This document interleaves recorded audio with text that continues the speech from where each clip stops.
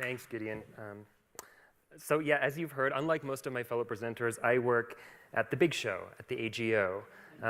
But what I'm going to talk about today is how the work that we try to do is about breaking down barriers between who's on the inside and who's on the outside of the big beasts.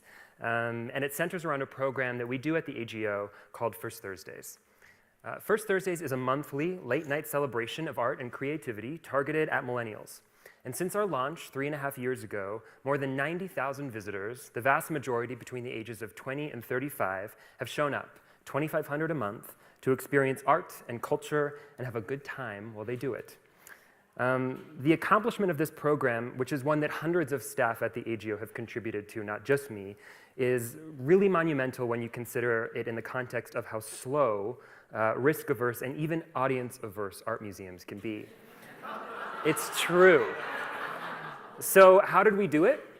We made radical changes to our invitation and our experience. We stayed open until 11:30 p.m. We reduced admission by half. We invited artists to create provocative responses to our collection. We booked incredible musicians to play under the glass ceiling in Walker Court. We turned up the volume and told people that, yes, they could dance. And most controversially of all, we even let some people enjoy a drink, all people enjoy a drink in some select galleries. Today, we get headlines like this feature in Toronto Life from last spring, and a reputation among the audiences and artists we targeted as a more relevant, vibrant, and impactful institution. So what did we learn from this? What's the most important story for me to tell you today? I mean, there's a lot to talk about with a program like First Thursdays because we did so many things differently. I could talk to you about data and how we did research with the audience we were targeting that informed all of the changes I just told you about. I could talk to you about marketing to millennials and how we spent a total of $0 in the past 3.5 years on marketing this program by going where our audience was on social media. I could talk to you about how a focus on the local emerging artist community has created opportunities for hundreds of artists to start a relationship with their local museum at the beginning of their career rather than at the end or near the end. But what I want to talk to you most about today is power. About a year into the experience of programming and organizing First Thursdays, I started to feel a kind of itch. The program was doing gangbusters. We were seeing its impact in ways we couldn't have imagined on our board, with our staff, and in the media. And I started to think about what that kind of success meant, what it meant to be the steward of such a high-profile platform. And as I looked around at the people who were coming in, an audience who were, in addition to being younger than our traditional one, was much more culturally diverse, I felt like I was seeing our city inside the AGO for the first time. And I realized that many of them were not seeing themselves reflected back in the art on the walls or even in the programming in the halls. And yes, that's a rhyme. I realized that to really program with impact in a city like Toronto and at a place as large as the AGO, you need to be smarter than yourself and aware of the limitations of your own perspective.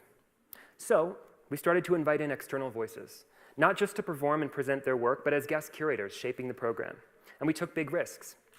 In 2014, as we were preparing our exhibition Jean-Michel Basquiat, Now's the Time, it became clear that racial justice and the Black experience was a defining issue of our cultural moment. So we invited the Toronto Coalition of the Black Lives Matter movement in as guest programmers for that First Thursday.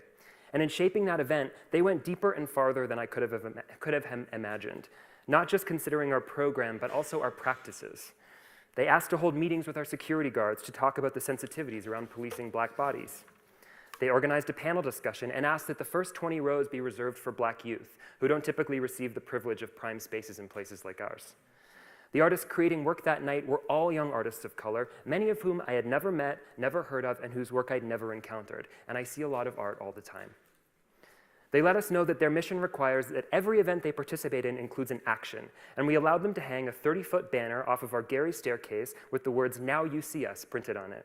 A pointed critique of an institution whose relationship with Black Canadian artists and audiences had been nil until this major show forced us to pay attention.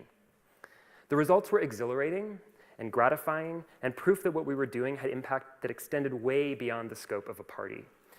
But once the excitement died down, the real issues became clearer. As we were preparing for Basquiat, the AGO had a strategic interest in Black-identified Torontonians. We wanted them to know about the show. We wanted them to come. We wanted their community leaders to contribute to and endorse our work. But when the show ends, who carries the torch of those relationships and that outreach? When the next exhibition goes up, who's still on the inside and who remains on the outside? To approach these questions, I'm going to talk for a second about myself. My first job at the AGO, just over 7 years ago, was as a waiter in Frank, a restaurant. I worked there for 5 months before moving into a part-time role in communications, and 5 jobs later, I'm the Associate Director of Adult Programming and Partnerships. I direct all of our programming for adult audiences. I manage a large department of staff and a 7-figure budget. When people ask me how I moved through an organization that has a reputation as being somewhat resistant to motion, I usually say luck and timing and being the right age for the right strategic initiative at the right time. But there's actually a more important and profound answer to how this happened, and that answer is that when I saw opportunity, I felt confident enough to raise my hand and say, I can do that. And our leadership team, in turn, had the confidence in me to say, okay, go try, and everybody else listen to him. And when you really examine it, the story gets even more complex, because it would be easy to characterize me as a sort of underdog, like an outsider who made good in the big house, but it's a little too pat, and it's not quite true. I may not have a PhD in art history or an MBA or family connections, and I may have started in the restaurant, but I'm also a 6-foot-tall, blonde-haired, blue-eyed, gay, cisgendered white man with a university degree in the humanities working in arts administration. I am factually, statistically, the most likely person to put up my hand and say, I can.